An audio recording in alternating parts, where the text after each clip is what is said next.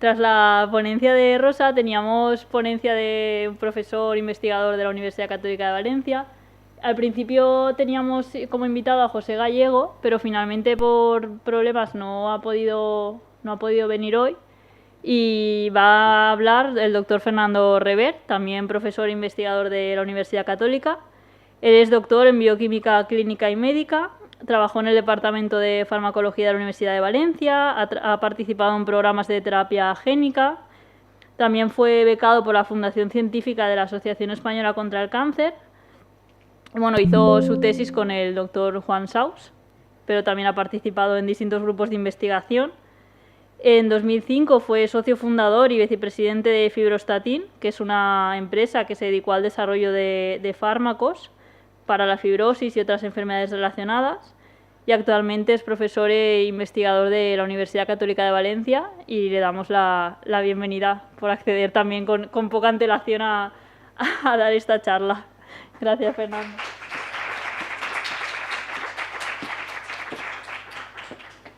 Bueno, el título... Bueno, lo primero de todo, buenos días. Gracias a la organización por contar conmigo y por confiar que en 4 horas esta noche podía preparar esta presentación. El título está cortado, En busca de la excelencia en la técnica. Sería este. También hay otro posible título, voy a ver si esto funciona, vale. Que sería GPP CERT, Historia de una controversia, y eso lo vais a entender.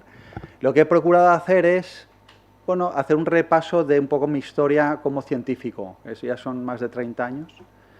Y, bueno, espero que os interese. Voy a combinar distintos tipos de aspectos. Uno, por ejemplo, lo de Fibrostatin, ¿no? Es el aspecto más empresarial. Luego, aspectos muy básicos, y me centraré en algunos experimentos que he mostrado ahí para que entendáis un poco cómo me planteaba yo la ciencia en aquel momento y me la sigo planteando ahora, ¿no? ¿Qué es lo que creo, cómo tenemos que abordar los retos que nos planteamos, independientemente del área donde estemos o de los procedimientos que estemos aplicando en cada momento? Todo esto, toda mi historia, lo primero, aquí está nuestro jefe, digo nuestro porque, a ver, va. ¿Es esto? Sí. No. A ver. Ahora, es que va un poco con retraso. Este es mi jefe, de verdad, de toda la vida. Bueno, nuestro jefe, porque algún componente más del laboratorio donde empezamos. Aquí es Juan Saus más, ¿vale? Que está en este artículo de aquí, lo veis aquí. Y este es el jefe que él tenía en aquel momento, ¿vale? Bueno, fue antes del 80, ahí pone 88, fue antes del 88, porque estuvo en Kansas, y en el laboratorio del doctor Billy Hudson, que hoy en día dirige uno de los mejores centros de investigación sobre matriz extracelular del mundo, ¿vale? Siguen teniendo muy buena relación, nosotros también, tanto con Juan, aunque hemos tenido nuestros más y nuestros menos, porque llevamos toda la vida juntos y somos algo familia lejana, entonces la confianza da asco a veces, entonces nos ha llevado a tener encontronazos, pero nos llevamos muy bien, y la relación entre Juan y Billy Hudson se mantiene hoy en día, ¿vale? Billy Hudson ya es muy mayor, pero sigue dirigiendo el centro. Es uno de los grandes investigadores sobre colágeno 4, no matriz extracelular, pero sobre todo colágeno 4. Y en aquel momento, en ese año, publicaron un artículo que ya llevaban rumiando mucho tiempo, lo publicaron en JBC, donde en la corta estancia en la que estuvo Juan Saus, bueno, esto es el siguiente, bueno, que estuvo Juan Saus en el laboratorio de Billy Hudson, en aquel momento estaban buscando el antígeno de una enfermedad autoinmune, ¿vale? Que es la enfermedad de Goodpaster. La enfermedad de Goodpaster es una glomerulitis rápidamente progresiva que puede afectar también a pulmones, donde se sabía que había un autoantígeno que estaba en el colágeno. Eso se sabía.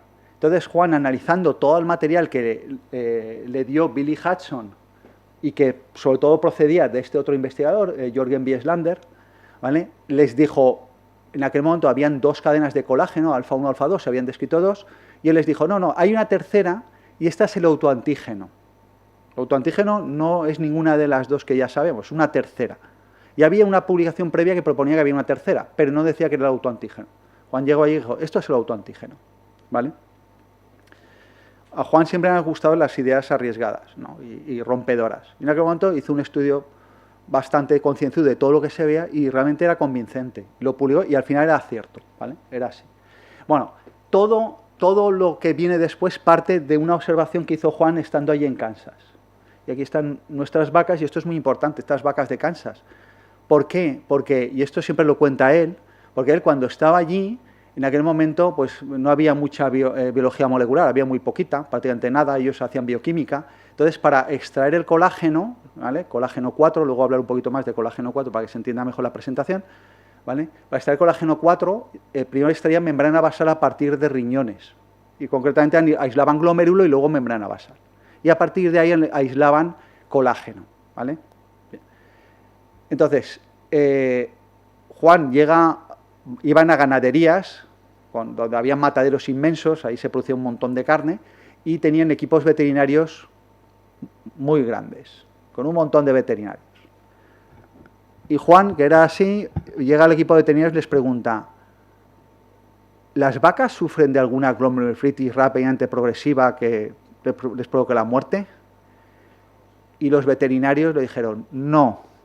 Digo, ¿pero lo sabéis seguro? Dice, sí, aquí cualquier vaca que muere se autopsia. Pero de arriba abajo. Porque esto es un negocio muy importante, hay millones de cabezas de ganado y tenemos que saber qué les pasa si se mueren. Entonces dijo, GPPP es una enfermedad exclusivamente humana. Claro, una afirmación basada en esta observación. ¿Vale? Pues lo dicho, toda observación, lo que pone aquí, ¿no? Es el principio, una buena observación, ¿eh? de todo proyecto. Y hay que tener una hipótesis. Él tenía esa hipótesis. Esto es una enfermedad exclusivamente humana y tiene que haber algo en ese antígeno que es exclusivamente humano. Es una característica humana que hace que el autoantígeno sea humano y no de vaca. Y esto es lo que va a guiar todo lo que viene luego. Esta hipótesis. ¿Vale? Luego, cuando él viene, lo primero que quiere hacer es... Había identificado el autoantígeno, pero no estaba secuenciado. Aquí empezaban las técnicas de biología molecular, secuenciación de ADN y tal. Y al final consigue en un primer trabajo, cuando viene a España, viene a Valencia, ¿vale? Colaborando con Susan Quiñones, y aunque pone Quiñones, es Quiñones, ¿vale? Dolores Bernal y gente ya de aquí, consigue secuenciar el extremo N-terminal del antígeno de Goodpaster. Vale, voy a decir que es el antígeno de Goodpaster, si no, no se va a entender. Vale, es colágeno, es el colágeno 4. Es una de las cadenas, hay 6 cadenas, alfa 1, alfa 2, alfa 3, alfa... Bueno. Pues es alfa 3, pero es todo el colágeno, no, es una zona muy concreta del colágeno. Es la que se puede aislar cuando coges el colágeno y lo degradas con colagenasa. Libera un extremo no colagenoso. Y en ese extremo no colagenoso es donde se unían los autoanticuerpos. Sobre esto volveré luego. Vale, él lo que hace es, con técnicas de simplemente biología molecular, es aislar un clon, el procedimiento no lo voy a contar, pues un poco, aislar un clon donde estaba esta secuencia. Esta es la traducción de la secuencia. Bueno, incluía esto hasta el final, ¿vale? Va desde el amino hasta el final. Esto es la región no colagenosa, ¿vale? Contiene algo de triple hélice, porque se ve aquí, hay una secuencia característica de la zona triple hélice, que es glicina XY, ¿vale? Glicina XY, y prácticamente aquí empieza ya la región no colagenosa, donde está ahí marcada como NC1. Bueno, pues en este final de la región triple hélice, inicio de la no colagenosa, habían, bueno, una secuencia divergente, diferente del resto de cadenas de colágeno humanas y de la cadena de colágeno de las vacas y de otros animales. Y dijo, ahí está el meollo del asunto. Está en esa secuencia. Entonces, esta cajita corresponde, bueno, creo que llega hasta ahí, sí, a un péptido que llamamos péptido 1, GPPEP1, GPPEP1.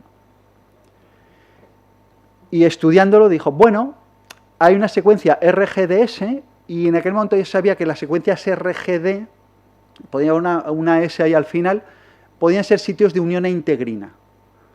Ya se conocían integrinas, podía ser sitios. Y además tenía un sitio fosforilable por proteinquinasas tipo A. Proteinquinasa A. Dijo, bien, igual esto es el origen de la enfermedad.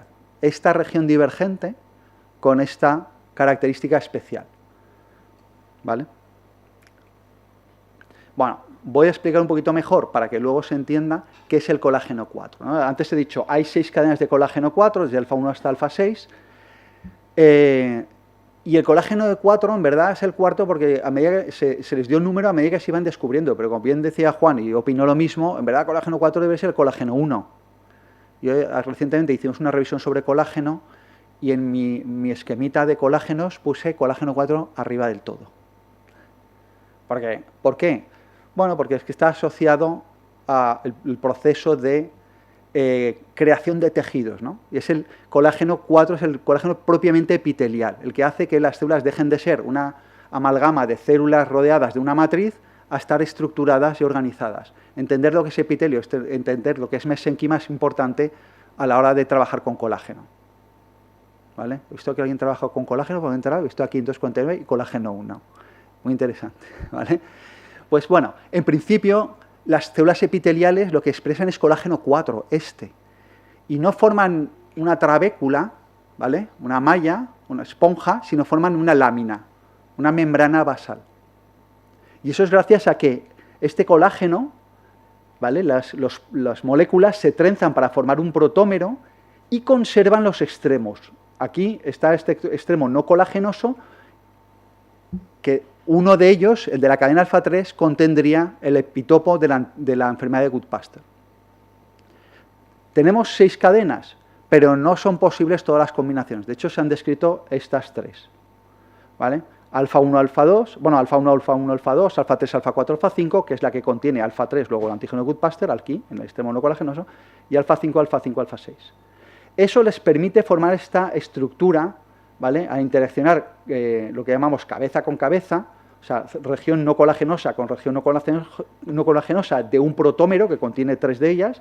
Entonces, dos protómeros interaccionan entre sí formando lo que llamamos hexámero, que tiene 6 regiones no colagenosas. ¿Vale? Por el otro extremo, en cambio, interaccionan 4. Entonces le llamamos 7S o dodecámero. Eso, llevado a una red tridimensional, nos permite formar una especie de, bueno, de sábana de colágeno 4. Para trabajar con antígeno de Goodpasture no puedes trabajar con el colágeno. El colágeno es altamente insoluble, como ya sabéis. ¿Vale? Entonces, ¿qué hacíamos? Pues nosotros, como que trabajamos solo con este dominio final, el no colagenoso, degradábamos el colágeno con colagenasa bacteriana, de Clostridium histolyticum, y liberábamos de este hexámero. ¿Vale? La mayoría del colágeno que aislábamos, por ejemplo, a partir de riñón, tenía esta composición, alfa 1, alfa 1, alfa 2. Y parte tenía esta composición, alfa 3, alfa 4, alfa 5. En membrana basal glomerular de riñón, que es donde la principal diana, como he dicho al principio, de los anticuerpos, pues no hay otro. ¿Vale? Luego hay otra combinación que está en otras localizaciones, pero en membrana basal glomerular no hay otro. ¿Vale? Bueno, esto es importante para lo que veremos luego. Bueno, entonces, lo primero, ese sitio que fue, me veis ahí arriba, esto ya ha llovido estamos hablando del 95, a nosotros nos cuesta mucho publicar, siempre nos ha costado un montón de años, esto se empezó en el año 91, cuando yo llegué allí, ¿vale? Lo primero era, pero realmente ese sitio fosforilable se fosforilaba. Entonces empezamos un trabajo de aislar proteína, mucho trabajo de Jørgen Wieslander también, y esta chica Charlotte Johansson nos enviaba material desde Suecia, y nosotros nos dedicamos a intentar estudiar si aquello estaba fosforilado o no estaba fosforilado con métodos muy rudimentarios. Acaban de sacar unos anticuerpos antifosfoserina, y bueno, llegamos a la conclusión de que, bueno, sí, esto es antígeno GP nativo que nos enviaban desde Suecia, y esto es recombinante de bacteria. La recombinante de bacteria no podía estar fosforilada porque la bacteria no tenía las proteincinasas, era como nuestro control. Y aquí vimos que sí, que la anticuerpo fosfoserina reconocía el antígeno GP que venía de humanos, pero no el de la bacteria. Luego, debía ser verdad. ¿Vale? Luego llegamos incluso a separar 2 poblaciones, una que llamamos soluble y otra precipitada o poco soluble, que esta tenía más contenido en fosfoserina, aparentemente menos, y luego cuando lo fosforilamos con pKa, que también lo hicimos in vitro, aquí no lo muestro, comprobamos que uno se fosforilaba bien y el otro mal. Luego, debía ser verdad. ¿Vale? Por último, identificamos incluso que en extractos de membranas plasmáticas podían haber allí proteínas cinasas que fosforilasen el antígeno de Goodpasture in vivo. Porque esto es muy raro. Esto es, de hecho, cuando dijimos que el antígeno de Goodpasture podía estar fosforilado, casi nadie se lo creía. Por un motivo, fuera de la célula prácticamente no hay ATP. Y no se han descrito ectoquinasas o quinasas que estuviesen por fuera de la célula fosfilando, por lo menos en aquel tiempo. ¿Vale? Lo cierto es que al final lo conseguimos publicar y un montón de años después, aquí tenemos 2018, tenéis, por ejemplo, Enzymatic Phosphorylation of Sharing in Type 1 Collagen Peptide. O sea, sí que hay fosforilación de colágeno. Puede ser en la ruta secretoria, puede ser por ectoquinasas. ¿Está claro? Esto me llevó a una conclusión. Ya entonces yo no sabía lo que estaba haciendo. Lo tengo ahí. Procura no adelantarte mucho o nadie sabrá lo que hiciste ese verano. O sea, hay que dar pasos cuando quieras avanzar en la investigación. Eso es un consejo práctico. ¿Vale? Procura un paso corto. O sea, paso corto, avanza un poco, luego otro paso. En este caso, claro, yo también estaba empezando. Juan Saus tiene grandes ideas, pero a veces se avanza mucho a su tiempo. Es difícil publicar así. Incluso a veces te lo publican, pero luego se queda ahí. Y cuando descubren que esto fue a raíz de la proteómica. Esto llega con la proteómica. Antes, cuando empiezan a estudiar la matriz celular con técnicas de proteómica, se dan cuenta que hay fosforilaciones en colágeno. ¿Vale? En aquel momento, bueno, ni proteómica ni nada parecido. Bien, entonces habían ahí 3 incógnitas. Puse 2 ayer y a la una dije, va, 3. ¿Vale? 3, ¿vale? Luego, nosotros habíamos observado, aparte de esta fosforescencia, puede haber un cambio estructural, porque claro, si se fosforila, igual hay un cambio estructural que justifique que, bueno, el colágeno 4 termina, el antígeno Goodpasture termina siendo un neoantígeno, ¿no? Cambiamos la estructura, le presentamos esta estructura a los linfocitos y dicen, oye, esto no me corresponde, voy a atacarlo con anticuerpos. ¿Vale? Porque hay una cosa que no la he contado, pero que es importante también. Todo esto parte también de un principio que nosotros teníamos como laboratorio. Todo el mundo ahora habla de autoinmunidad, cada vez hay más autoinmunidad, más psoriasis, más tiroiditis de Hashimoto y más problemas de autoinmunidad. ¿Vale? En aquel momento, por suerte, la incidencia no era tan alta. Pero en general había una idea que era que la autoinmunidad es un fallo de la tolerancia inmunológica, eso es cierto, pero que la culpa la tenía el sistema inmune. El sistema inmune era culpable de atacar el propio organismo. Y nosotros, digo nosotros porque me da esa idea de Juan, hay que decirlo, pero bueno, lo asumimos todos, decíamos, no es verdad. Porque si falla el sistema inmune, ¿por qué ataca solo una región concreta de una cadena concreta de colágeno 4 cuando hay tantos colágenos, tantas moléculas y tanto de todo? Y va y solo ataca una. ¿No será que el problema, aparte del sistema inmune que tiene que tener una predisposición, está en el propio antígeno? Entonces, eso, más lo que habíamos visto de la fosforilación, nos llevó a decir, bueno, igual hay una alteración de la estructura que hace que se presenten neoantígenos o que se active la respuesta de linfocitos B al final, que van a producir autoanticuerpos que van a depositarse en el glomérulo. ¿Vale? Por otro lado, hemos visto fosforilación. ¿Hay alguna proteína cinasa que esté fosforilando esto? ¿Podemos identificar alguna molécula, amén de la posible pKa? Porque la fosforilación que decíamos con pKa era in vitro, pKa era intracelular. ¿Habrá alguna proteína por ahí, como esas que habíamos identificado en la membrana plasmática, no sabemos si por dentro, por fuera, por algún sitio, que estuviese fosforilando este péptido? Y eso es lo que inició todo. ¿Vale? Vamos un poco hacia atrás.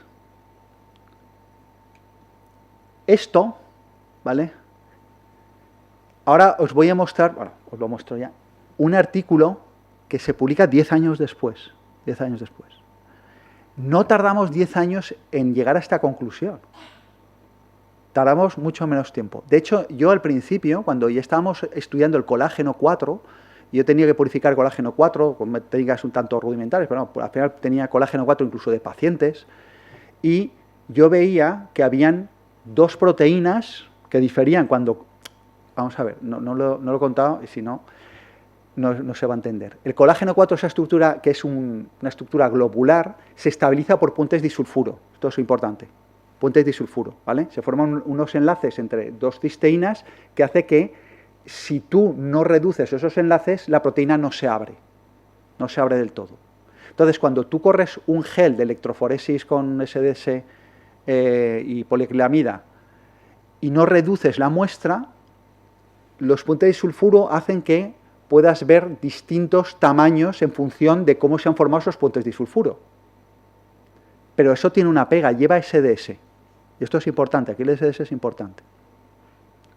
Ahora, si reduces la muestra, yo siempre veía que todos esos polipéptidos se juntaban prácticamente en una sola bandita. Había una diferencia entre no reducido y reducido. Y pensábamos, eso es porque la estructura de puentes disulfuro es diferente. Y nuestro amigo Billy Hudson venía muchas veces recurrentemente a Valencia, últimamente hace poco también vino, y se lo contábamos. Vamos a ver. Y ya él tenía, sí, nunca nos dijo que no, pero tenía sus dudas. Tenía dudas. Era buen científico. Dudaba, hay que dudar siempre. Vamos, que no se lo creía mucho. ¿Vale? Entonces, empezamos como esto. Yo trabajaba mucho con Western y tal, y nos veía, incluso llegamos a sacar anticuerpos. Aquí lo que veis es un anticuerpo que reconocía preferentemente, ¿vale? O muy bien, una estructura de bajo peso molecular. Porque aquí veíamos como dos grandes proteínas, y a una le llamamos MH y otra ML. Por cierto, cuando degradábamos con colagenasa, faltaba un trocito a la ML, por L es de low, somos muy ingleses, L es de low.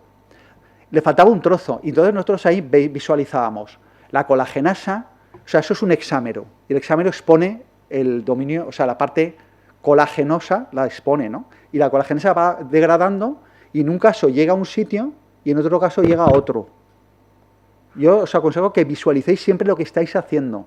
No seáis automatas, no siempre pongáis en la gotita y lo dejáis correr. No, pensad lo que estáis haciendo cada vez. Yo ahí visualizaba la colagenasa degradando y en un momento, vale, tiene una estructura y llega hasta aquí. Y esta es una estructura más compacta y llega hasta aquí. Luego la estructura es diferente. Pero claro, eso no demuestra nada. Lo sugiere, pero no demuestra.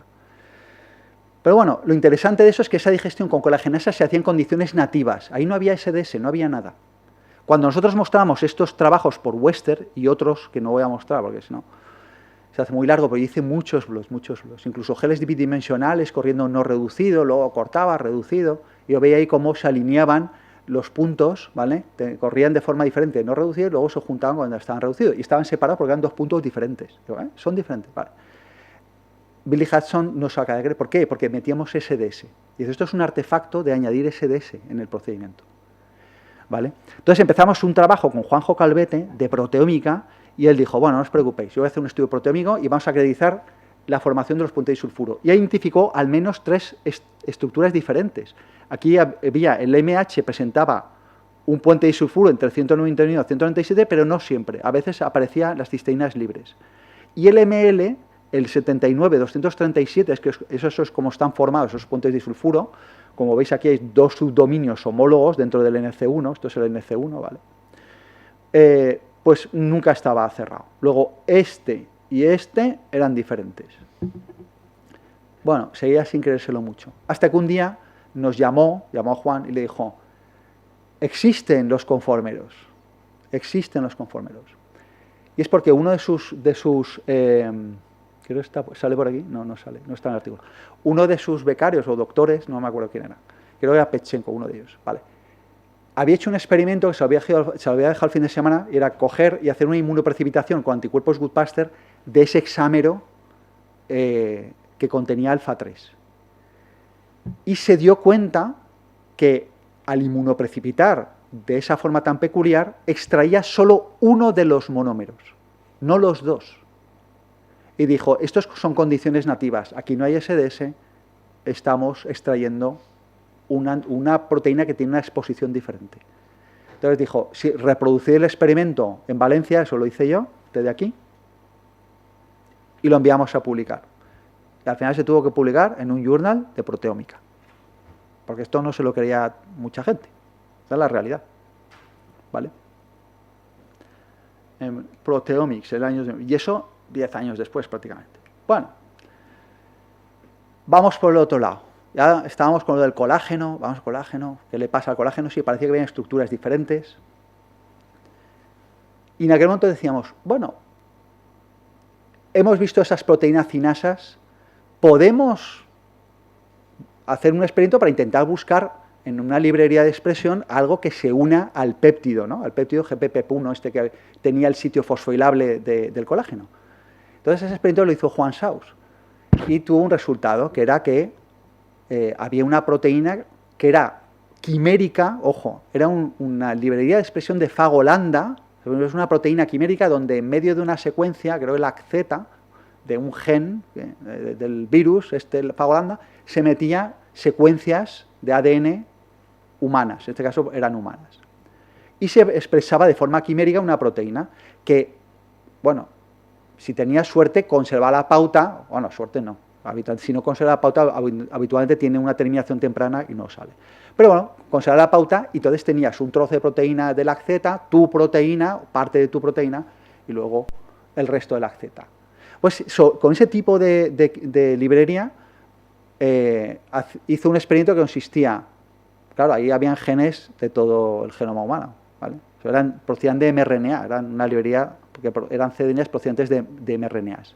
Pero bueno, al final estaba todos los mRNAs que te puedas imaginar. Entonces echaba el péptido, expresaba las proteínas de fago lambda y echaba el péptido.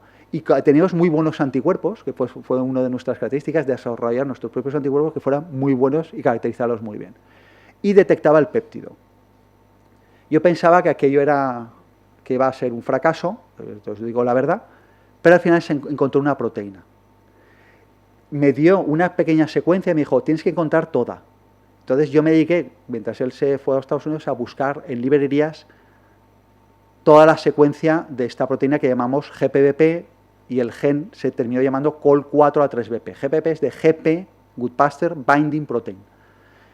Y COL4A3BP es lo mismo. COL4A3 es el antígeno Goodpaster, no, es la cadena de colágeno 4, Binding Protein. ¿Vale? Alfa 3, 4. ¿Vale? Binding Protein. Entonces, yo en aquel momento le afirmé una cosa que me arriesgué, porque me dijo, tienes que buscar otras proteínas relacionadas porque igual esto forma parte de una familia, y todavía me llegué a hacer hibridaciones y todo tipo de búsquedas, y ahí estuve tiempo y tiempo, y le dije, Juan, no hay nada, aquí no hay nada, es única, es única. Vale, al final, cuando salió adelante el proyecto Genoma, nos dimos cuenta que sí, estaba emparentada con otras, pero se podía conseguir que era una proteína única, ¿vale? Tiene dominios emparentados. Pero bueno, al final lo interesante era que se hizo la expresión recombinante en una proteína muy grande, ¿vale? Es esto que vemos aquí, la expresión recombinante, y además era capaz de autofosforilarse y fosforilar, que es lo que vemos aquí, el antígeno Goodpaster. Aquí está el recombinante e incluso el nativo. Y no tanto el bovino. Bueno, bien, vamos bien. O sea que teníamos una nueva proteína que nadie sabía qué era, bueno, en el momento el proyecto genoma humano no se había acabado, que podría ser la proteína cinasa que fosforilase el antígeno Goodpaster, que además fuese un mecanismo patogénico, que era la última de las dudas que teníamos ahí, en enfermedad de Goodpaster y quién sabe si en otra cosa más. Vale. Bueno, en el año 2000, pues a todo esto, un break es importante, porque no lo he contado. Punto de vista práctico. Rosa se ha ido. Claro, una pena. Bueno, yo terminé la tesis el año 97. Esto es ya lo que habéis visto del folding, esto es de 2006, eso ha pasado mucho tiempo. Y el artículo anterior es del 99. Yo cuando acabo la tesis en el año 97 me voy a intentar hacer gene therapy. En el laboratorio de Salvador del Niño. Digo, me voy a ir fuera, quiero irme fuera, a un laboratorio que íbamos a hacer un proyecto estratosférico y pedí no sé cuántas becas. Yo no soy Rosa Farrás, no me dieron ni una, cero, se las dieron todas a ella, ¿vale? Pero sí me dieron una para quedarme, de la Asociación Española contra el Cáncer, para quedarme en el proyecto de Gene Therapy. Y además conseguí otra beca para hacer una estancia en Cambridge que fue muy corta. Cuando llegué, porque nosotros tenemos aquí nuestro proyecto de Gene Therapy y vamos a hablar con los médicos, pues vamos a hacer Gene Therapy de fibrosis quística, gen CFTR. Tenemos aquí ya un modelo, ratones, no sé qué. Bueno.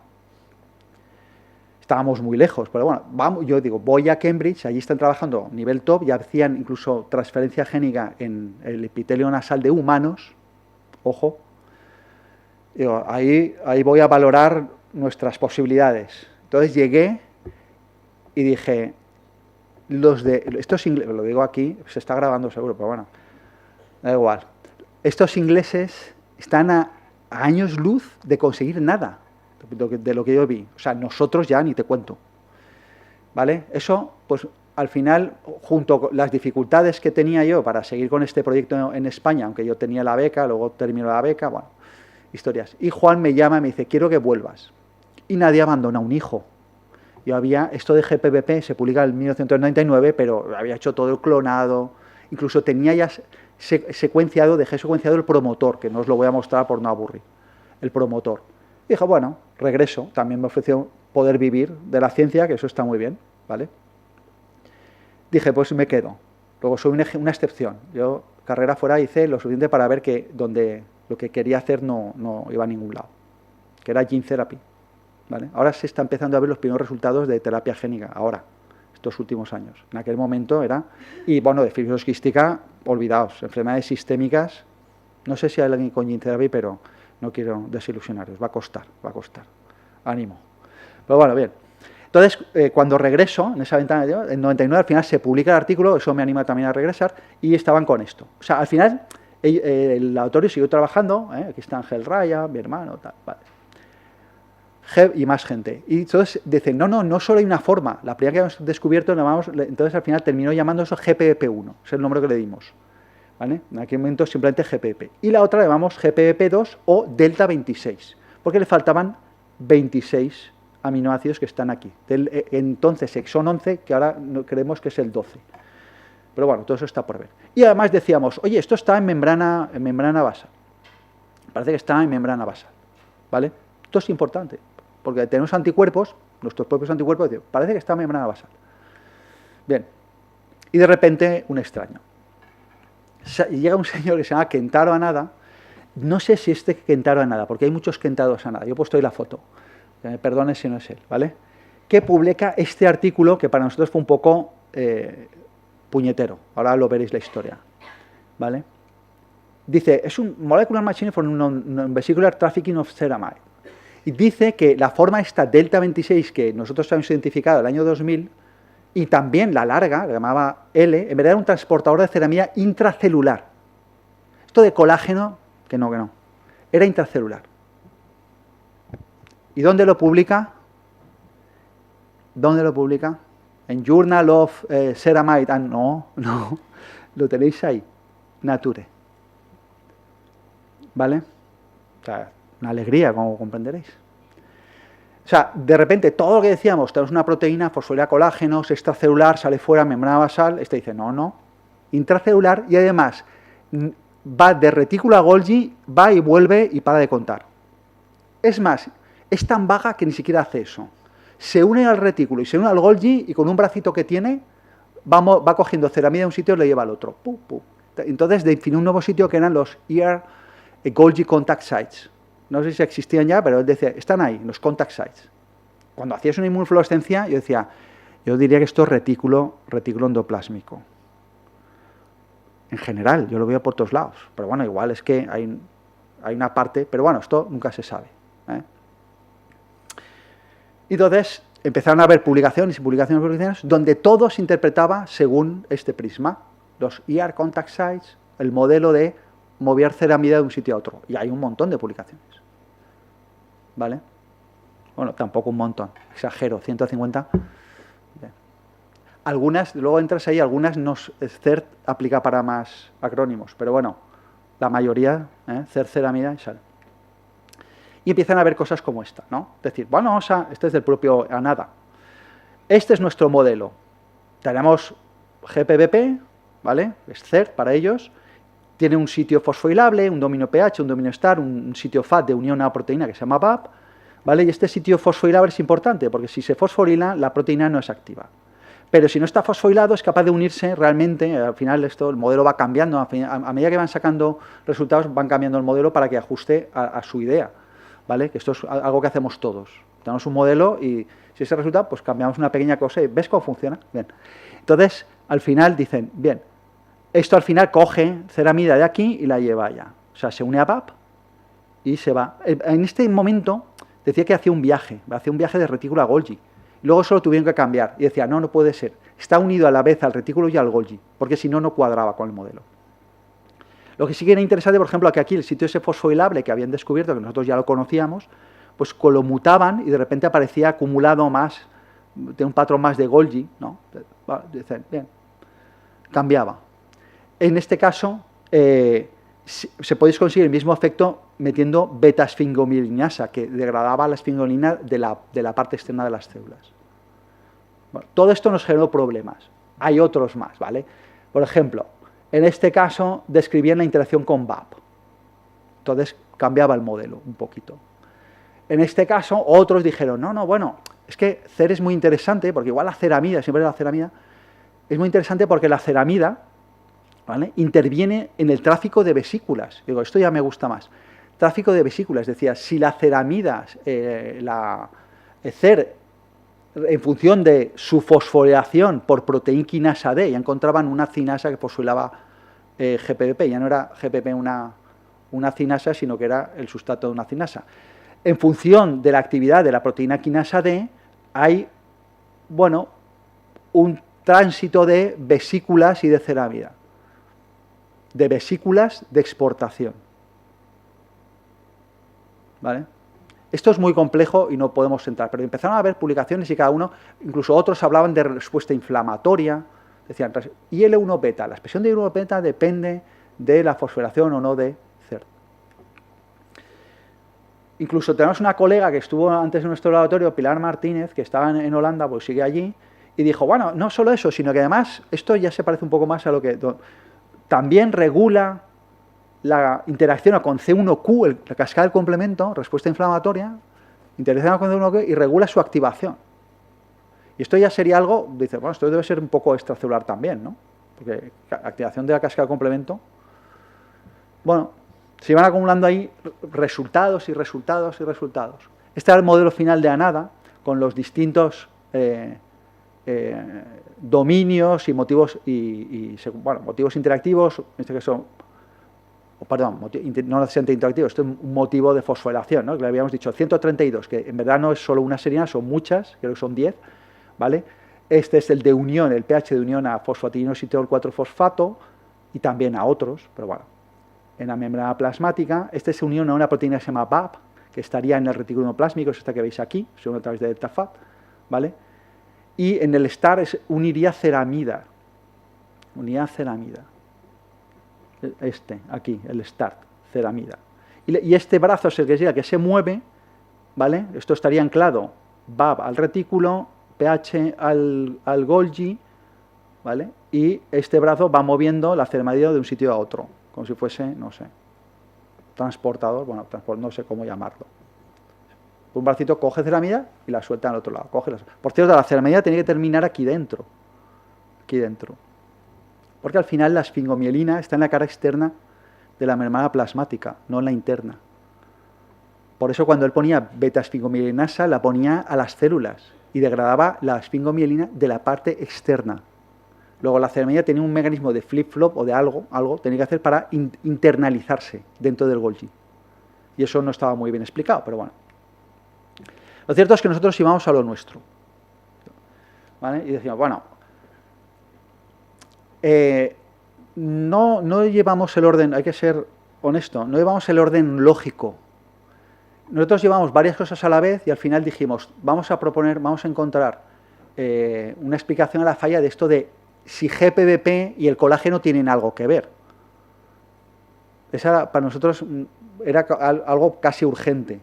Entonces, en aquel momento, nosotros estábamos trabajando con modelos de ratones y uno que nos llamó mucho la atención era el New Zealand White. Y a mí me encantaba este modelo porque es algo que también os voy a recomendar, así como algo práctico. En la medida posible que los modelos animales sean los menos manipulados posible. Esto es difícil porque hay muchos que no hay más remedio, pero el New Zealand White era un modelo desarrolló una enfermedad natural, nadie inducía nada. El propio ratón inducía una. Ahora, la enfermedad era suave, era mild, era una glomerulonefritis, secundaria a un lupus, habían autoanticuerpos, bueno, pero no había una clínica evidente. O sea, si podías analizar proteinuria, en ratón se puede analizar, pues ahí no veías prácticamente nada. Pero cuando ibas al riñón sí que veías problemas renales. La pega de esto es que al final los riñones, luego hablaré un poco del colágeno en los riñones, ¿vale? Pero si conocéis la estructura del riñón, sabéis que la unidad funcional es la nefrona, y allí la unidad filtrante es el glomérulo, y con muy poquitos glomérulos funcionando es suficiente para que el riñón tire adelante. Cuando aparece este tipo de enfermedades, tiene unas palabras muy graciosas para los investigadores que se llaman focal y segmentaria. O sea, no aparecen todos los glomérulos y no el glomérulo entero está afectado de la misma forma. Con lo cual, valorar patología simplemente con histoquímica es complicado. Porque puedes estar cogiendo una zona afectada en un ratón y una zona sana en otro ratón. ¿Entendéis lo que digo? Entonces, la complicación de una enfermedad natural. Al final, no todos los riñones, no todo el ratón entra, ni siquiera todos los ratones evolucionan a la vez. Dentro de los ratones, no todos los riñones evolucionan de la misma forma, ni los glomérulos, ni siquiera todo el glomérulo dentro de esa estructura. Bueno, aún así, hicimos un trabajo muy exhaustivo y llegamos a la conclusión que estos ratones desarrollaban este tipo de glomerulonefritis, y esto era importante porque al final depositaban IgA, ¿vale? Y lo que nosotros tratamos de hacer es decir, si nosotros cogemos un ratón que no tenga ese background de New Zealand White y sobreexpresamos GPBP, ¿vale? Hacemos un transgénico, ¿podremos mimetizar esa enfermedad en New Zealand White? Igual sí. Primero vamos a estudiar si New Zealand White GPP tiene algo que ver con esto. Y eso es lo más importante, ¿vale? Antes, solo un recordatorio. Esto es el glomérulo. Y esta estructura es muy sencillita. Al final tenemos capilares, ¿vale?, que tienen endotelios, al otro lado tienen una célula epitelial y en medio hay una membrana basal. Esa membrana basal es doble, y ahora lo veremos en las inmunodeficiencias. Tiene un componente epitelial que está hecho de alfa 3, alfa 4, alfa 5, y un componente endotelial, un componente epitelial que está hecho de alfa 1, alfa 1, alfa 2, y un componente endotelial que está hecho de alfa 3, alfa 4, alfa 5. ¿Vale? Y se funden, cuando el ratón es normal, o nuestra membrana basal es la misma, se funden al final en una sola membrana basal donde tú no puedes distinguir el componente epitelial del endotelial. No los puedes distinguir. Están juntos. Vale. Y eso es lo que trata de representarse aquí, ¿no? Los dos... a ver. Una de las redes, la otra, van por separado. Y en esta membrana basal se juntan con otros elementos de la matriz extracelular, ¿vale? Acordaos, estos son células epiteliales. Las células endoteliales tienen otro origen, pero las podemos considerar desde este punto de vista epiteliales. Bien, esto es lo que veíamos en un ratón jovencito. Cuando analizamos un glomérulo, esto es un ejemplo, un glomérulo de un riñón de un ratón New Zealand White joven, que estaba sano, ¿vale? Veamos muy poco GPBP, esto es por inmunofluorescencia, ¿vale? Y vemos la red de alfa 3 y la red de alfa 1, alfa 2, que es alfa 1, alfa 1, alfa 2, esto es alfa 3, alfa 4, alfa 5. Pero esto es lo que detectábamos, un policlonal contra alfa 1, alfa 2 y un monoclonal contra alfa 3. Y GPBP con un tercer anticuerpo. Esto fue gracias a un trabajo técnico muy exhaustivo, muy tedioso, muy pesado, de purificar los anticuerpos, tener el alfa 1, alfa 2 era comercial, pero en nuestro caso lo marcábamos con Alexafluor 647. Entonces era una inmunofluorescencia directa en ese caso. Este anticuerpo procedía del autor de Jorgen Wieslander y estaba marcado con biotina. Y este anticuerpo era un policlonal de pollo, que reconocía un péptido que era exclusivo de GPBP1. Y ese anticuerpo era muy puñetero, porque se había obtenido conjugando el péptido para que fuera inmunogénico con hemocianina. Y la hemocianina, los anticuerpos de hemocianina daban muchos problemas, daban muchas reacciones cruzadas. En teoría no tenía que reconocer nada, pero lo hacía. Entonces tuvimos que purificar los anticuerpos con columnas de afinidad, purificarlos, testarlos en inmunofluorescencias por Western blot y comprobar la especificidad de la unión utilizando justamente el péptido bloqueante, que era el mismo que habíamos utilizado para desarrollar los anticuerpos. Ese trabajo fue lo más importante de este artículo. estar seguros de que cuando yo decía que esto era GPBP, porque esto era rojo, no era anticuerpo anti-KLH o el anticuerpo anti-GPP se está uniendo por el FC donde quiera. Y eso fue lo más importante. Nosotros lo que veíamos es que cuando el ratón, ¿vale?, evolucionaba, se hacía mayor, aparecían dos tipos de patrón, no voy a entrar con eso, pero lo que veíamos es, y es lo más importante, es que la red de alfa 3 y la red de alfa 1 se separaban. Y en medio aparecía algo de GPBP. Se ve aquí un rojo, no se ve muy bien porque la luz no lo permite ver, pero bueno, os lo creéis por la distribución de fluorescencias, ¿vale? Esta línea blanca, esta flechita, dice que se han separado las dos redes y GPP está en medio. ¿Esto es lo que nos decía? Pues que necesariamente GPP tenía que ser de la matriz extracelular. Si nos creíamos que el anticuerpo estaba detectando realmente la proteína que nosotros buscábamos, estaba allí en medio, no estaba dentro de la célula, ni en el endotelio, célula endotelial, célula epitelial, estaba en medio. ¿Vale? Era un componente de la membrana basal glomerular. O sea, habíamos devuelto GPP a su sitio, según nosotros, claro. A nada no pensaría lo mismo.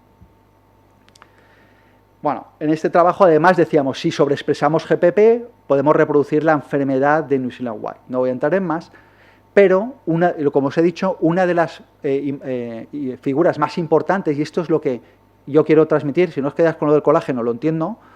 Alguno tiene ese póster del colágeno, algo se quedará.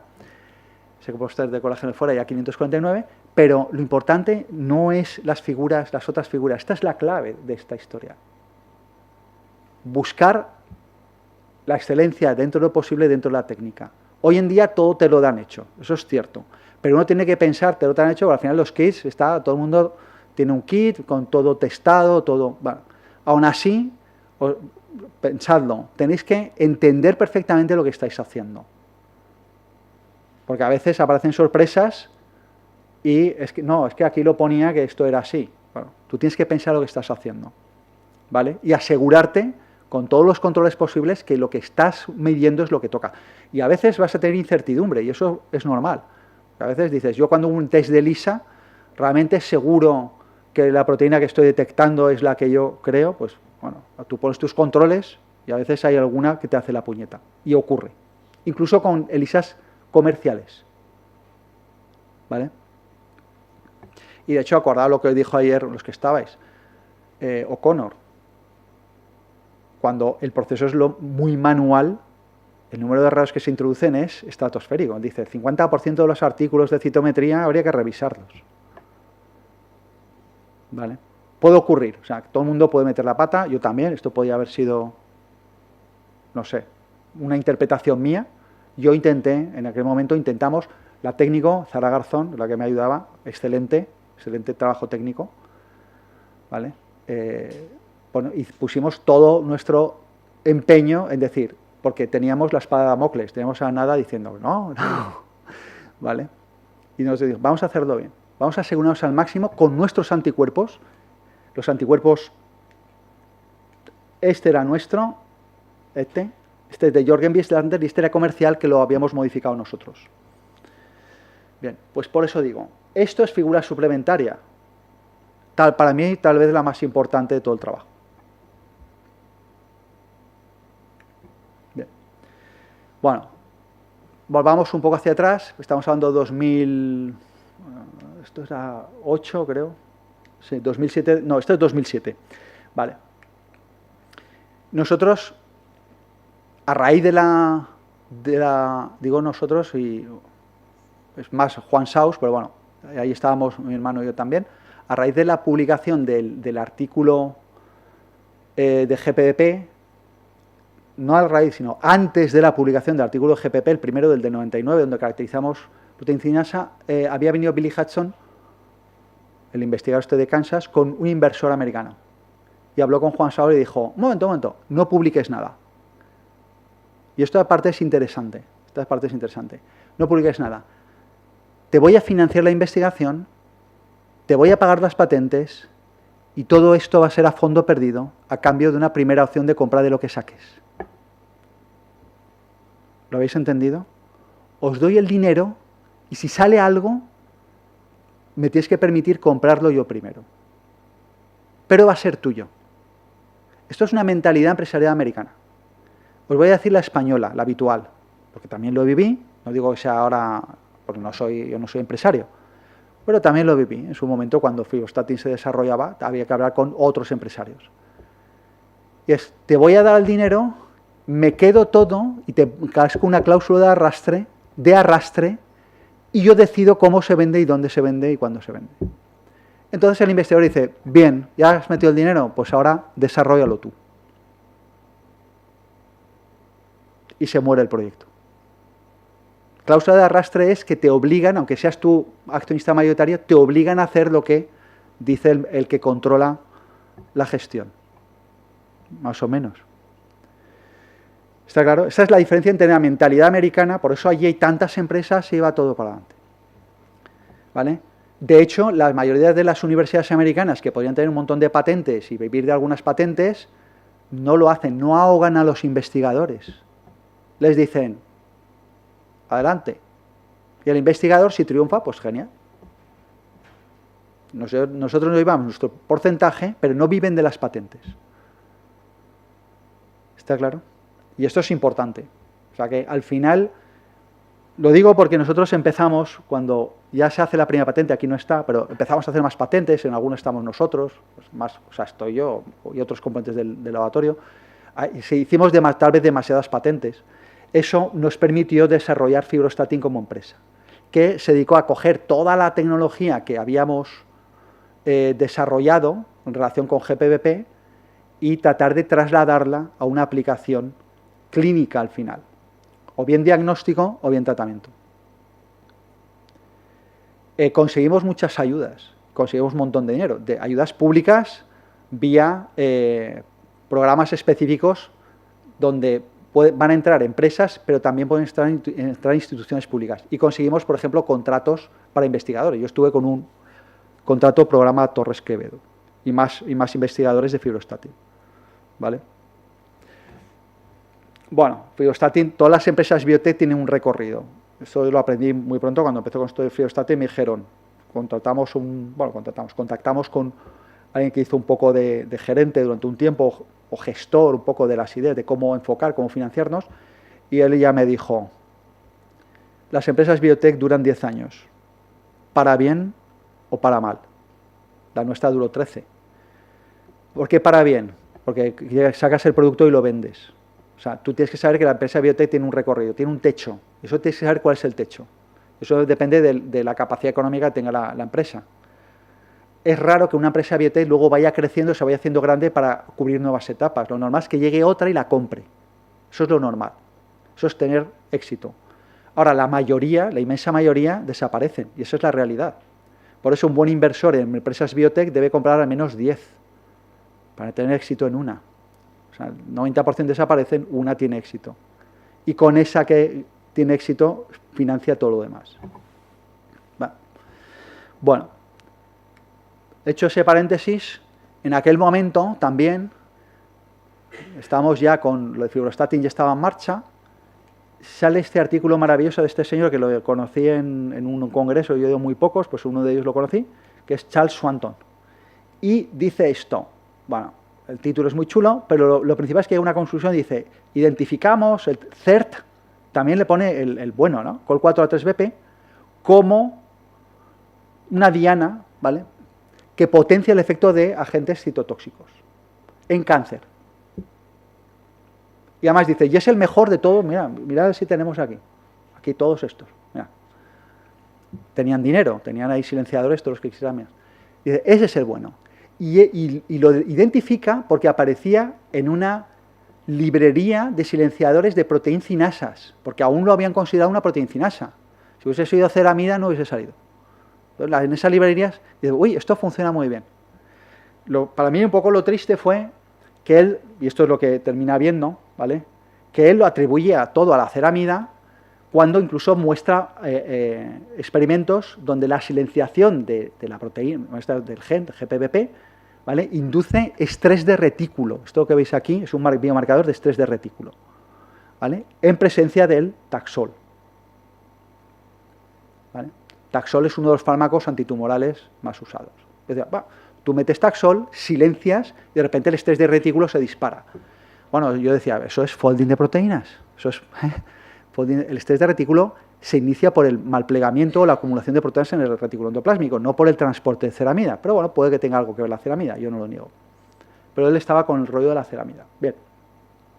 Nosotros en aquel momento dijimos, hay que seguir. Ya hemos publicado la parte de cómo GPP se encuentra con el colágeno en los ratones y cómo eso induce una nefropatía. Pero parece ser que incluso Swanton no se lo acaba de creer mucho. Tenemos que seguir. Entonces, publicamos un artículo donde decíamos, GPP se exporta. Ya fuimos a biología celular, algo más sencillito, se exporta. Y hicimos una caracterización del gen donde descubrimos una forma adicional, bueno, del mRNA, donde descubrimos una forma adicional que llamamos GPP3, que es una forma de traducción alternativa. Bueno, lo cierto es que al final, lo importante de esto, para simplificarlo, es la proteína la veíamos fuera de las células, salía fuera. Esto es lo que se ve aquí en este experimento de confocal, donde ponemos anticuerpos marcados con célula viva, ¿vale? Esto es mitocondria, célula viva, las células estaban en su medio de cultivo, estaban felices, y el anticuerpo se pegaba a la membrana plasmática. Luego estaba detectando la proteína por fuera. Proteína viva. O ahí pasa en citometría, se puede trabajar con célula viva, pero no proteína. Célula viva, sí, se puede trabajar con célula viva en un confocal. Le pones ahí los cacharros, ¿no?, de CO2, oxígeno y tal. Entonces ponéis los anticuerpos y se veían en la superficie de la membrana plasmática. Esto es en rojo, no se ve mucho, pero bueno, aquí lo tenéis con citometría de flujo y también se ve. Cuando competíamos con el péptido que une el anticuerpo, la señal desaparecía, que es lo que se ve aquí. Y si metías un anticuerpo, el anticuerpo con un péptido control, no había competición. Luego, señores, esta proteína está por fuera, ¿vale? También hicimos otro tipo de aproximación. Cogíamos unas líneas celulares, hicimos un crosslink, esto se lo propuse a Juan después de unas peleas con otros investigadores que estaban colaborando con nosotros, y dije, si hago un crosslink con células que expresan colágeno, esto es un colágeno recombinante, es FLAG alfa 3, 4, ¿vale? Expresan el antígeno de Goodpaster recombinante, quiero saber si allí cae GPBP. Hice un crosslink y caía GPBP, junto con otras proteínas que son de estrés de retículo, GRP78 o GRP94. Son proteínas que son chaperonas, que estaban dentro del retículo endoplásmico. Digo, pues allí se encuentran, ¿vale? Bueno, esto es el crosslink, pero con proteína recombinante. Al final, nosotros decíamos, esta proteína no solo interacciona con alfa 3, no solo aparece asociada a la membrana plasmática en la para externa, sino que además podemos recuperarla del medio cultivo. Cuando precipitábamos medio cultivo, ahí encontrábamos la proteína recombinante FLAG-GPBP del medio cultivo de las células. Es más, dijimos, si hacemos alguna mutación, podremos darle, bueno, más credibilidad al resultado, porque uno puede pensar, bueno, tú transfectas, ahí el plásmido entra, rompe las células y la mitad del FLAG-GPP viene de dentro de la célula, posiblemente porque la célula se ha alisado. También hicimos la misma prueba con la variante que llamamos GPP2 o de 36 y no veíamos prácticamente proteína fuera.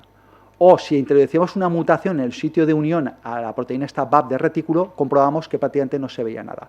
Luego no era una exportación que venía, pseudo exportación que venía de una lisis, era un proceso regulado, probablemente por la unión a BAP. Por cierto, descubrimos que BAP se había descrito como una proteína también extracelular, ¿vale? Entre tanto, otra gente iba por su camino de la ceramida y tal, y llegaron a publicar cosas que eran muy sorprendentes para mí. Por ejemplo, este trabajo decía, la proteína C es importante en clamidia, porque clamidia, que es responsable de una ETS, enfermedad de transmisión sexual muy importante, pues es un objeto de estudio para tratar de curar este tipo de enfermedad, porque cada vez hay menos antibióticos eficaces. Y tiene una peculiaridad, que es que se replica dentro de las células en lo que llaman cuerpo de inclusión. Ese cuerpo de inclusión es extracelular, está dentro, pero ha entrado por una invaginación y es extracelular. Entonces ellos dicen, CER es muy importante en la replicación de la clamidia, porque está asociado al cuerpo de inclusión. Y veían inmunofluorescencias como esta, donde analizaban, por ejemplo, BAP, que es la proteína que interacciona con GPP en el retículo, veía su maravilloso patrón de retículo. Bueno, aquí pongo el rojo, ya no se ve nada. Bueno, DNA, esto está claro, esto es el núcleo. El patrón de BAP-B en células infectadas por clamidia, ¿vale? O sea, esto que se ve aquí, el agujero de la izquierda es núcleo. El de la derecha es el cuerpo de inclusión. ¿Por qué? Porque hay una proteína específica que es INC-A, inclusión A, ¿vale? Que se ve dentro del cuerpo de inclusión. Pues bueno, ellos decían, fijaos, CERT está aquí, interacciona con P115, bueno, hay una colocalización, pero sobre todo con BAP-B. Y decían, no puede ser.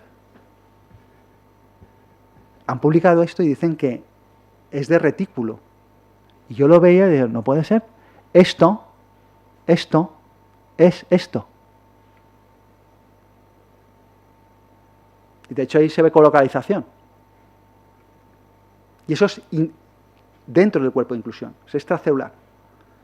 Incluso mostraron esta imagen en la propia publicación donde decía, fijaos, BAP-B con GFP para detectarlo con inmunooro, que esto ya es high-tech, ¿vale? Lo mejor de lo mejor. Y decía, esto es citosol, esto es retículo, aquí vemos las membranitas ahí en blanco, que se ven como en blanco, y de hecho las marcan, y esas inmunooro, fijaos, está aquí, y aquí está CERT. Y yo decía, uy, ¿y eso qué es CERT? Que no es GPP1. Decía, pero sí, hay puntos que están al otro lado. Están dentro del cuerpo de inclusión. Claro, ahí hay una distancia, porque el inmunooro es muy sensible, muy bueno, al final detectas prácticamente la molécula, es casi es una pasada. Pero claro, el inmunooro tienes un anticuerpo que se une, no sé si era directo o indirecto, creo que supongo que sería indirecto, a otro que a su vez tiene el oro, con lo cual hay un brazo, y cuando te vas a tanta resolución, pues igual el brazo te engaña. Tú estás viendo el oro aquí y en verdad la proteína está aquí. Hay una distancia, eso hay que pensarlo. Pero lo cierto es que este patrón, pues si hablamos de patrón, y este no se parecía. Estas cosas, ¿a qué te llevaba? Que al final, que esto es otra de las ideas, me hubiese gustado escribirlas todas, pero ya estaba agotado, no escribí nada. No hay que presuponer los resultados en función de todo lo publicado. A veces los publicados nos lleva a ciertas conclusiones erróneas. Y ellos, os lo aseguro, creo que se equivocaron. Lo interpretaron mal. Pero claro, decían, no, esto es retículo Golgi. Tiene que estar ahí. Bien, entonces ahí el segundo título, que es esto viene por esto. En aquel momento, nuestro gen, que yo estuve ahí de becario, purificando clones, uno, otro, sondando, fósforo 32, azufre, no sé cuántos, 1:30. Esa era hasta la 1:30, ¿no? Queda poco. 5 minutos. Vale, entonces, nosotros habíamos dado nombre al gen y estaba allí, y eso, oye, el orgullo que tenemos, ¿no? Es decir, hay un gen que lleva el nombre que le hemos dado, Col4A3BP. ¿Vale?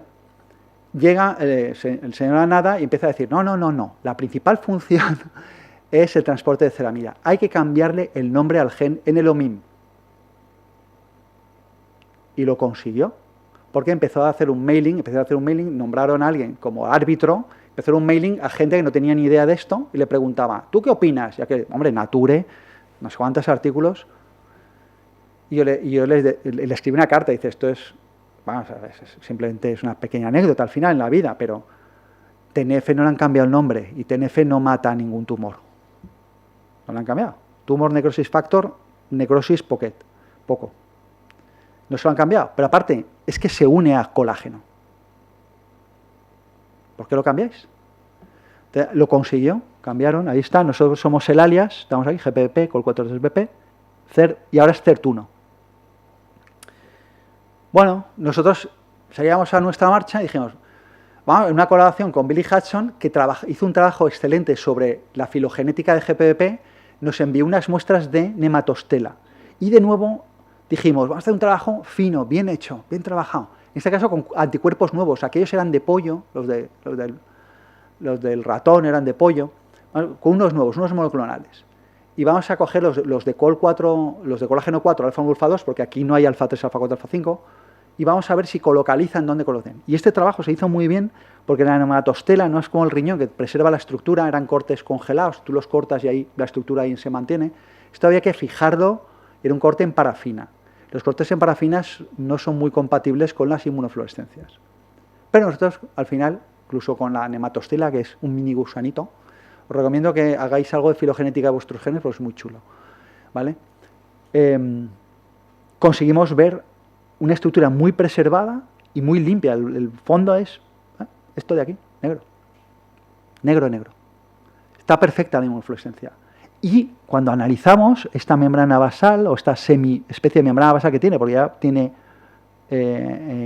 tejido epitelial, veíamos, y está organizada las células, de hecho los núcleos se ven en azul, veamos que hay una colocalización de GPP en verde con colágeno 1, perdón, colágeno 4, alfa 1, alfa 2 y colágeno 4, que es el que tiene. Y dijimos, ¿está ahí? ¡Qué alegría! Es más, hicimos la aproximación, bueno, pero esto tiene actividad cinasa, bueno, un poquito. Esto es Nematostella bectensis, es el número 2, un poquito. Pero además también se exporta, está ahí, sale al medio cultivo. Y este es uno de los experimentos que se hizo, para demostrar que 1 sale al medio cultivo, el 2 no tanto, y Nematostella asociada probablemente a la presencia de ese colágeno aquí, pues una de sus funciones era salir allí para organizar el colágeno de alguna forma o intervenir. Esa función no está perfectamente delimitada, aunque tenemos un montón de resultados que no hemos publicado. Y ya llegamos a la traslación final. Esto lo publicamos en 2018 y esto es, lo puedo decir así, uno de los mayores dolores de cabeza que hemos tenido en nuestra vida como científicos, porque habíamos acumulado resultados de 10 años de investigación. Y en vez de ir publicándolos poco a poco, hicimos un montón de patentes, y cuando haces patentes parece que es incompatible con hacer publicaciones. Llegamos un poco al final de la vida de FibroStat y dije, vamos a publicarlo todo en un solo artículo. Hubieron propuestas diferentes. Vamos paso a paso. La síntesis química por un lado, ¿no? Y el modelo animal por otro. No, todo. Incluyendo síntesis química, ¿eh?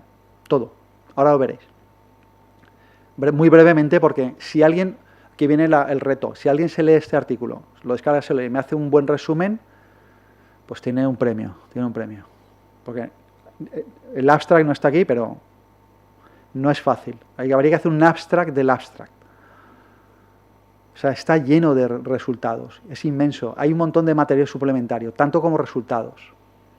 En el fondo, desde el punto de vista científico, es un error. Tú tienes que dar un mensaje sencillo, dar unos pasos cortos, dar un mensaje sencillo y pasar a otra cosa. Y luego vas acumulando y al final, si quieres, escribes una revisión. Pero no hagáis esto nunca, ¿vale? Bien. Incluso el título podía haber sido mejor. Uno de los grandes hallazgos aquí fue esto que vemos aquí. Y por eso los A549 que he visto ahí fuera me ha hecho ilusión. Estos serían A549. Yo, a raíz de un trabajo que había leído, me di cuenta que tenía que pasar de un cultivo 2D a 3D. Y que yo no podía añadir matrigel a mis cultivos. Porque si yo quería entender qué pasaba con la matriz extracelular, si añadía matrigel, pues le estaba dando la matriz. Tenían que generársela a ellas. Entonces, me di cuenta, y no voy a entrar en detalle, porque si no acabamos nunca, que añadiendo TNF-alfa y TGF-beta, estas esferoides que yo estaba cultivando en el laboratorio, se transformaban en estos, que eran mucho más opacos y donde encontré un montón de colágeno 4.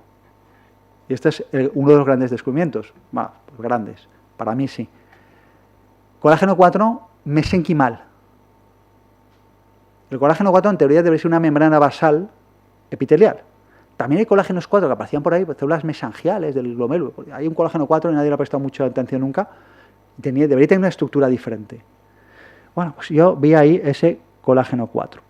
Y luego descubrimos algo interesante, que era que si yo silenciaba ese colágeno 4, o GPBP, que yo pensaba que debía estar asociado a la estructura, ¿no? La estructura de este colágeno 4, la formación de esta estructura, había un montón de muerte celular. Esto lo tuvimos que hacer con LDH, porque estos cultivos son difíciles de manejar de otra forma. LDH es que medíamos la enzima que se liberaba cuando se morían las células.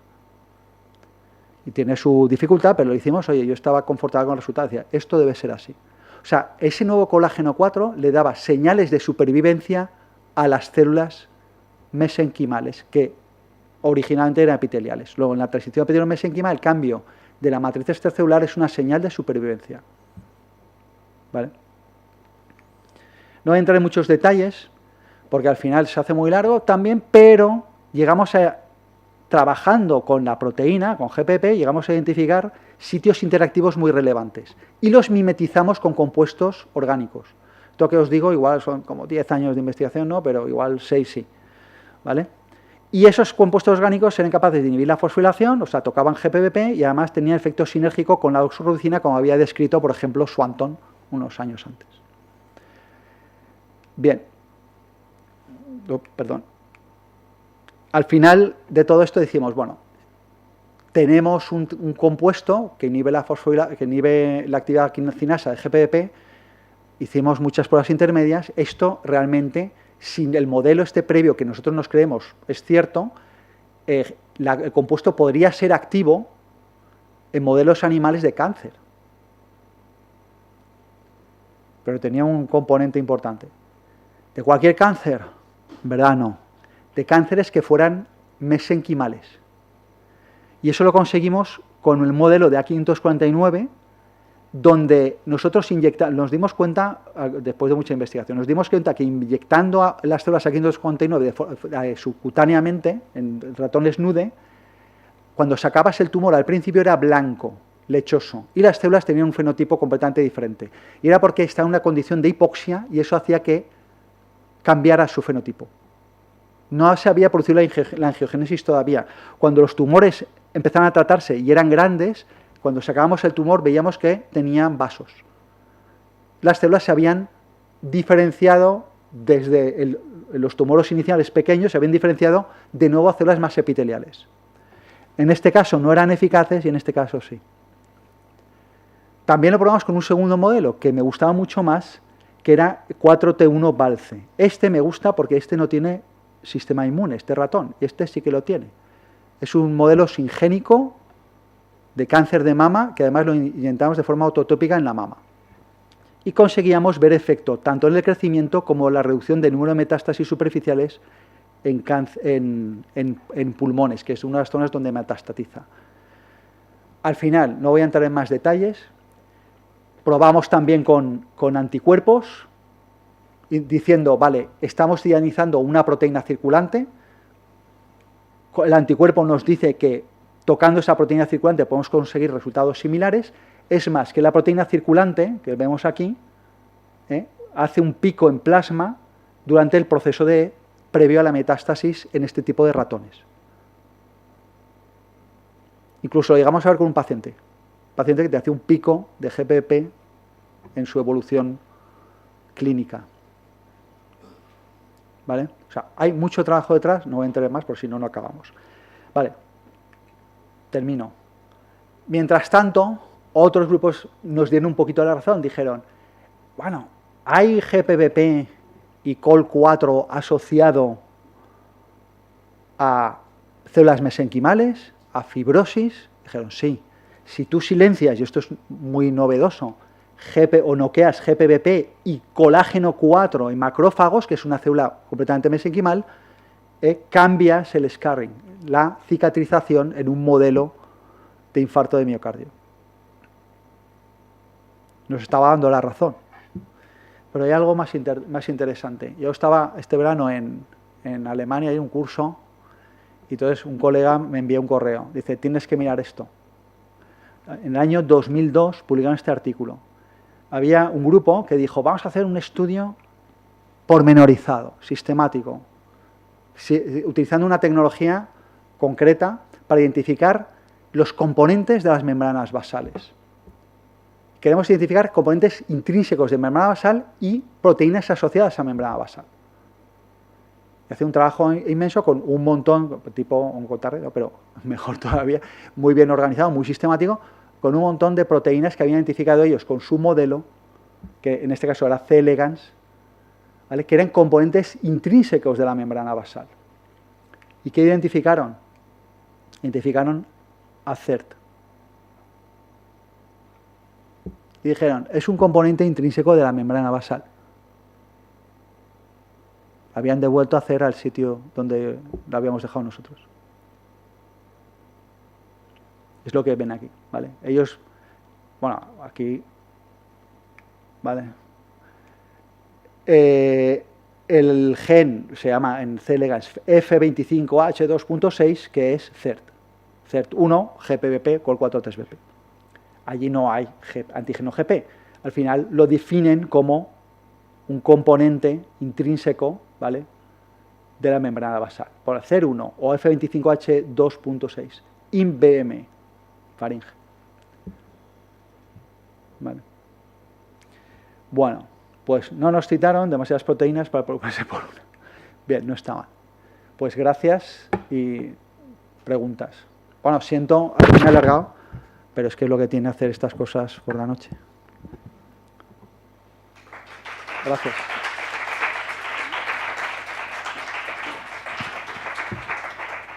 Muchas gracias, Fernando, por tu charla tan completa, que también es una trayectoria muy amplia, con muchos resultados, y sobre todo ese énfasis en el rigor científico y cuestionarse un poco todo lo que hacemos para que sea lo más concluyente posible, lo más correcto. ¿Tenemos preguntas por el público? ¿Os animamos? Bueno, yo como cosa mucho más general, aparte de los resultados, pero cuando has comentado que cada vez hay más incidencia de enfermedades autoinmunes, que eso es algo que está bastante demostrado, quería saber cuál es tu opinión de los factores que están provocando este efecto actualmente y si se podría prevenir de alguna manera, no tanto con fármacos, sino algo está cambiando en los hábitos de la sociedad o es algo común, ¿no? Vale. Es una pregunta muy interesante. La incidencia está aumentando mucho. Hay muchas teorías al respecto, muchas. Una, por ejemplo, que nosotros llegamos a testarla, es la famosa teoría higienista, que ha dado incluso lugar a tratamientos. Eso lo sabéis, algunos que hayáis trabajado con esto. Hay gente que los tratan con gusanitos para curar un Crohn, si no mal recuerdo. Crohn es una de las enfermedades que no se considera autoinmune, pero es autoinflamatoria, que está bastante ligado. Entonces, ¿qué significa teoría higienista? Pues que si nos lavamos demasiado las manos, el sistema inmune se aburre y en vez de atacar algo externo, nos ataca a nosotros. Nosotros llegamos incluso a observar resultados parecidos a esto. ¿Cómo? Pues una vez nos enviaron una camada de New Zealand White a nuestro laboratorio, que estaba muy limpio, y enviaron de la misma camada un grupo de ratones a un laboratorio colaborador nuestro que estaba en Santander. Y entonces, porque estábamos interesados en sacar muchos resultados con estos modelos animales. Y el de Santander estaba un poquito más sucio. Pero era por falta de presupuesto, no porque en el norte sean más. No, falta de presupuesto. ¿Qué ocurrió? Que los de Santander prácticamente no desarrollaron clínica. Claro, les damos el tratamiento y dijeron, bueno, si los controles están bien. Y en los nuestros sí. ¿Puede ser la teoría higienista? Es una parte. Al final, mecanismos claros no hay conocidos.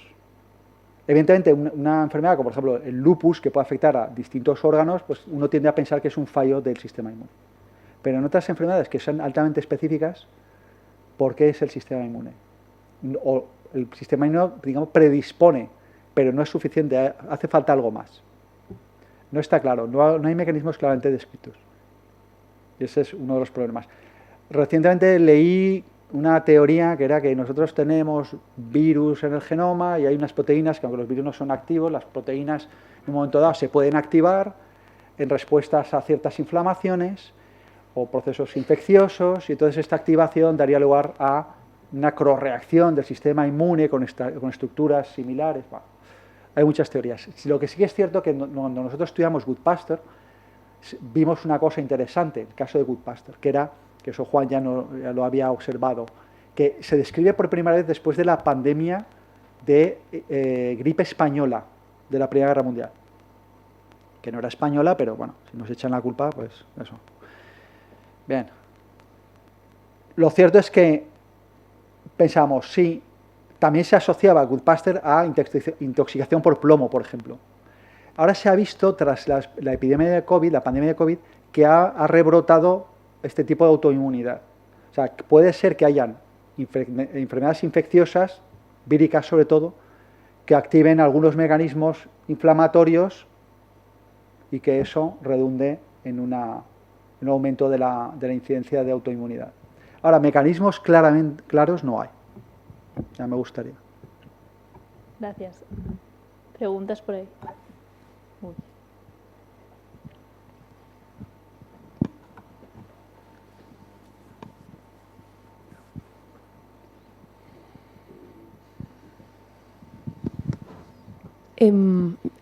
Impresionante la trayectoria científica que has tenido y Gracias. increíble.